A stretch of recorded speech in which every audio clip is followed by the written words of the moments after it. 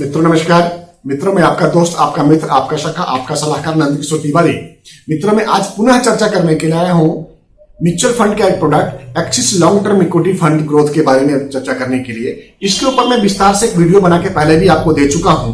मैं विस्तार से नहीं बताऊंगा, मैं बहुत शॉर्ट में आपके सामने कुछ बातें रखना चाहता हूं। दोस्तों जैसा कि मेरा मानना है, मैं बहुत ही बुलिश हूं इक्विटी फंड्स के ऊपर, और इक्विटी फंड्स में भी इलेसिस फंड के ऊपर, और इलेसिस फंड में भी एक्सिस के ऊपर। एक्सिस इलेसिस फंड मेरा सबसे पसंदीदा इलेसिस फंडों में से एक है। दोस्तों मैं इसका बस संक्षेप में आपसे बात करने के लिए आया हूं कि अगर इस फंड का परफॉर्मेंस अगर आप देखते हैं, चाहे आप एसआईपी के द्वारा देखें या लमसम में देखें, बस वो चार्ट मैं आपके सामने लेकर के आया हूं। उसके लिए मैं आपको थोड़ी देर के लिए अपने डेस्कटॉप पे लेकर के आऊंगा, जहां पे आपको विस्तार पूर्वक सारी जानकारी दूंगा। आपसे निवेदन रहेगा कि आप डेस्कटॉप पे बने रहें।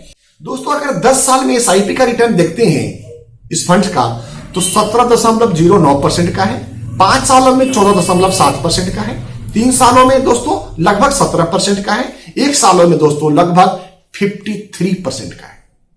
दोस्तों ये चीज मैं आपको इसलिए दिखाना चाहता था कि आप अंदाजा लगा सकें कि जो प्रोडक्ट, जो इंस्ट्रूमेंट, जो फंड्स हम एडवाइस कर रहे हैं उसमें कितना दम है, कितना ताकत है, कितनी विकास होने की संभावना है। दोस्तों इसी क्रम में अगर आप CAGR में देखते हैं, कंपाउंड एनुअल ग्रोथ रिटर्न में देखते हैं, तो जब से फंड आया है तब से 17.06% का कंपाउंड एनुअल ग्रोथ रिटर्न है।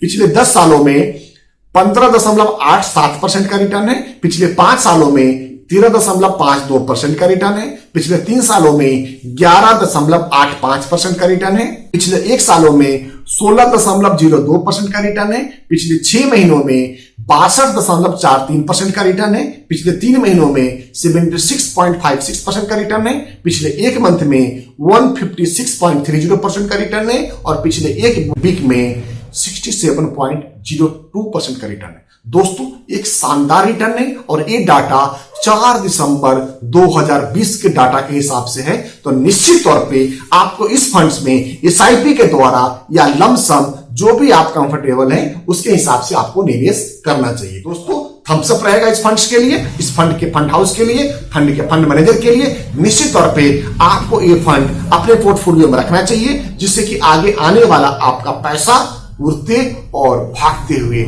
नजर आए। दोस्तों इसी के साथ मैं अपनी वाणी को विराम देता हूं और आपसे आज्ञा लेता हूं। नमस्कार दोस्तों, जय हिंद दोस्तों।